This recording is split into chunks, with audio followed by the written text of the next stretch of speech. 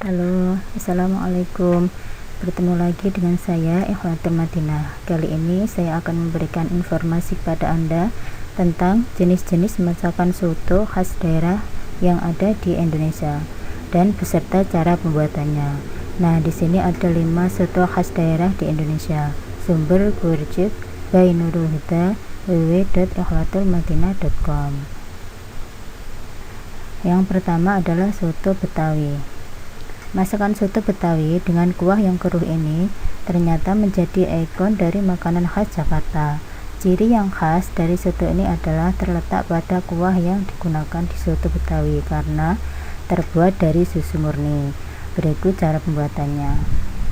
Yang pertama, Anda bisa panaskan air hingga mendidih dan lalu masukkan daging, tambahkan jeroan, jahe, dan lengkuas. Kemudian rebus sampai daging dan jeroan empuk.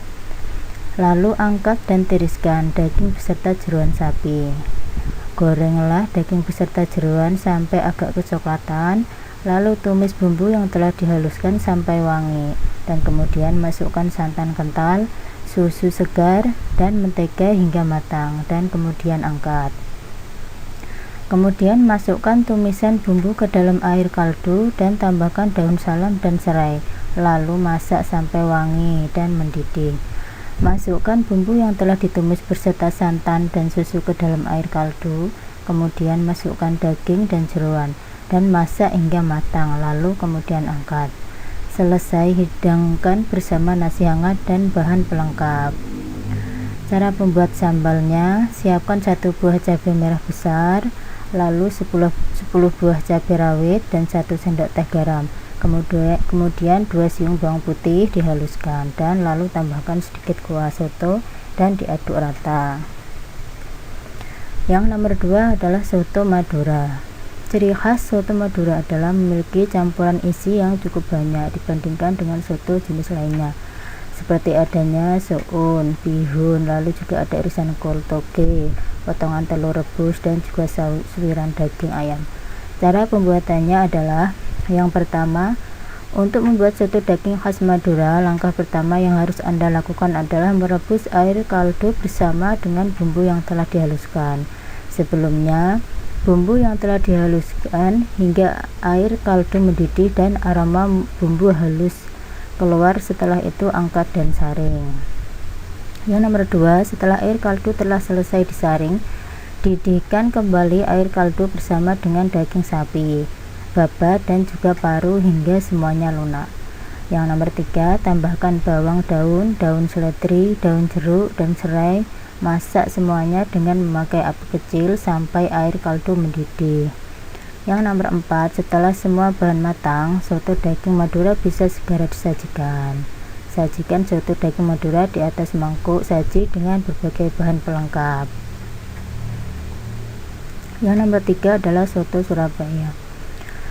Soto Surabaya adanya penambahan koya kelapa yang ditumbuk lalu dimasukkan ke kuah soto, membuat kuah soto ini sedikit agak keruh dan sedikit menjadi gelap. Dan cara pembuatannya: rebus daging ayam yang sudah dibersihkan dengan air bersama serai dan jeruk, beri garam, gula, dan kaldu ayam sampai matang. Angkat dan tiriskan daging ayam dari rebusan, lalu goreng hingga kuning kecoklatan. Angkat dan tiriskan, lalu suwir-suwir setelah dingin.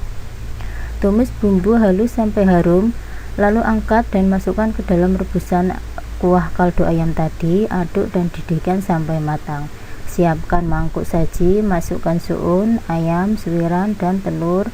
Tuangkan kuahnya, taburi dengan irisan daun bawang dan daun seledri, tambahkan irisan tomat dan air jeruk nipis. Soto ayam siap disajikan bersama sambal. Cara membuat sambalnya: rebus 10 buah cabai rawit sampai matang, lalu ulek atau haluskan dengan sedikit garam. Yang nomor 4 adalah soto Kudus.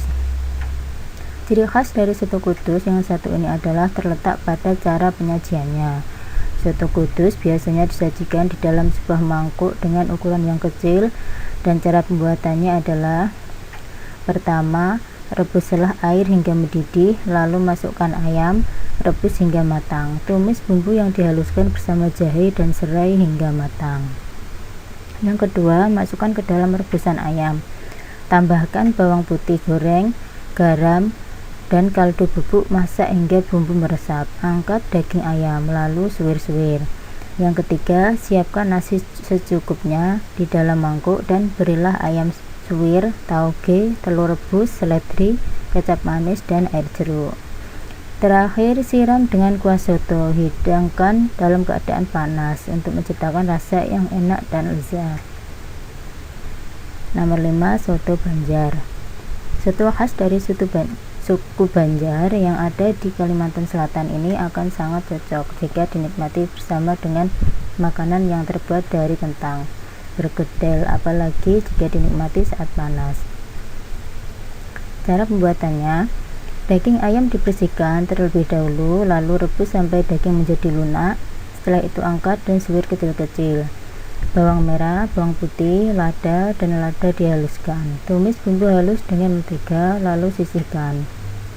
Kaldu ayam direbus, masukkan daun bawang, cengkeh, kayu manis, daun seledri, kapulaga, dan juga garam, dan penyedap rasa secukupnya.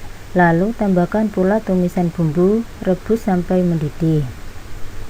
Selagi menunggu sampai mendidih, suun dicuci bersih lalu direndam di air hangat sebentar.